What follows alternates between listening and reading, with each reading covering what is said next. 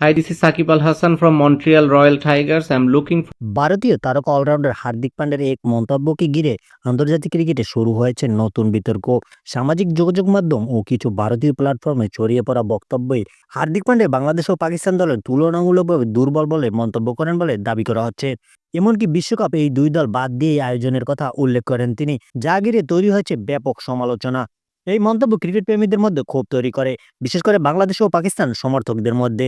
বিষয়টি নিয়ে লাইভ এসে প্রতিক্রিয়া জানান বাংলাদেশের অভিজ্ঞ অলরাউন্ডার সাকিব আল হাসান।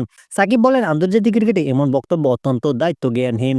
সাকিব স্পষ্ট করে বলেন, বাংলাদেশ ও পাকিস্তান দুটো দলই আইসিসির পূর্ণ সদস্য এবং বিশ্ব ক্রিকেটে তাদের অর্জন ও ইতিহাস রয়েছে। কোনো দলকে ছোট করে দেখানো ক্রিকেটের চেতনার পরিপন্থী বলেও মন্তব্য করেন তিনি। লাইভে সাকিব আরও জানান, ক্রিকেট প্রতিযোগিতার নাম বিশ্বকাপ। এখানে শক্তি দুর্বলতার চেয়ে পারস্পরিক সম্মান ও ন্যায্য সুযোগই সবচেয়ে গুরুত্বপূর্ণ।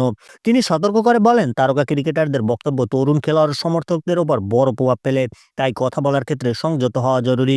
সবশেষে সাকিব বলেন, মাঠের পারফরমেন্সই জবাব দেওয়ার সবচেয়ে ভালো মাধ্যম। এখন দেখার বিষয় এই বিতর্ক নিয়ে ভারতীয় ক্রিকেট মহল কিংবা আইসিসি কোনো প্রতিক্রিয়া জানায় কিনা।